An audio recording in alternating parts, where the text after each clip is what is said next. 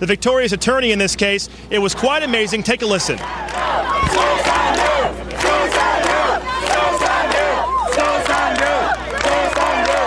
The fans, Shepard, would not let Tom Mesereau into Neverland Ranch. They had to bring security out to get him through the gate. That was about 30 minutes ago. His arrival, not much different than Michael Jackson's, although there weren't as many fans out here. When Michael Jackson arrived, the 3 SUVs came through the crowd. Not as many people were standing in the way, but they did have a window go down, and LaToya stuck her hand out. That was about it. The fans, again, were just going crazy outside, giving him everything from silly string to trying to hand signs to the SUVs as they drove by. If we come back here live, I'll give you a look at what it's like out here right now, Shepard. This is a country road, Figueroa Mountain Road. It leads about 5 miles from down by Los Olivos, the city most close to where Michael Jackson's Neverland Ranch is. The cars are now lined up a mile down this road. People are walking in. They're running in. We've seen flowers delivered. In fact, behind me, the fire department has parked to help secure the roadway so people can get in and out of Neverland Ranch. Shepard?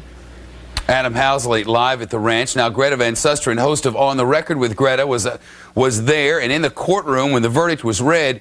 She's live with us now in Santa Maria. Greta, what stood out for you?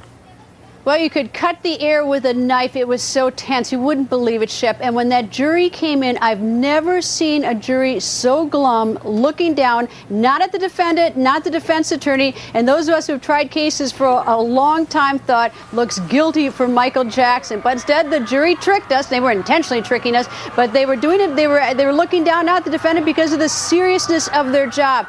When that first not guilty came down, you could sort of feel people sort of take a deep breath. Then as the not guilties, one right after another until we got 10. If you looked over at the Jackson family, they were sitting there. They held each other's hands. Some reached behind in the next row and held each other's hands. No outbursts, nothing whatsoever. But that atmosphere was so heavy. It was unbelievable. You could feel it. And it's funny, Michael Jackson didn't react at all to the verdict. He sort of just stared.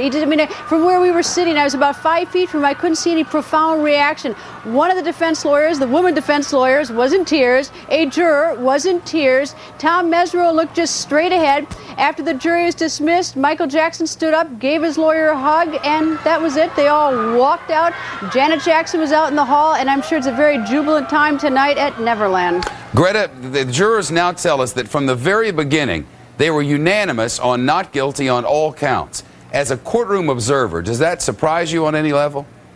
Jurors never surprise me. Here's the one thing I know about jurors, Shep. They always take their job very seriously and work very hard. You know, it's never a circus-like atmosphere from what's been reported to me inside the jury room. I always describe it sort of like accountants back there counting numbers and looking at the evidence and weighing it against the jury instructions. I mean, they ignore us. They ignore the circus. They ignore the protesters or the fans or whatever. They take their job very seriously. And, you know, they were very unimpressed with the accuser's mother. And in fact, 2 of the jurors, I was there. We interviewed the jurors afterwards as part of a group pool press conference, and some of the jurors were actually annoyed with the accuser's mother, annoyed that she sort of snapped her fingers in her direction, pointed, stared, and so in some ways she was very damaging to the prosecution case because the jurors didn't like her. She was key to many of the counts, and if the prosecution's got a witness who the jury simply doesn't find credible, and it's a key witness, the obvious is inevitable. There's going to be a not guilty verdict. Watch for Greta tonight, 10 Eastern. On the Record. Greta, thank you. From the very start, this case was anything but, well,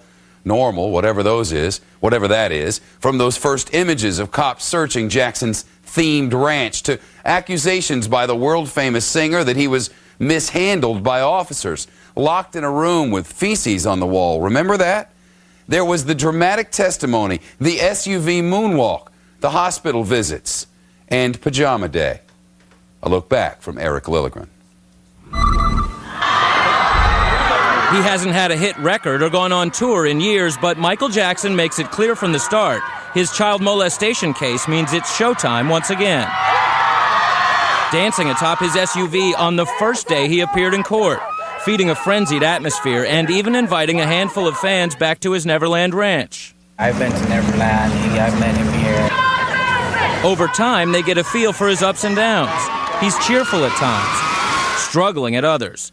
And a small pack of determined fans from around the world support him by showing up for court each and every day.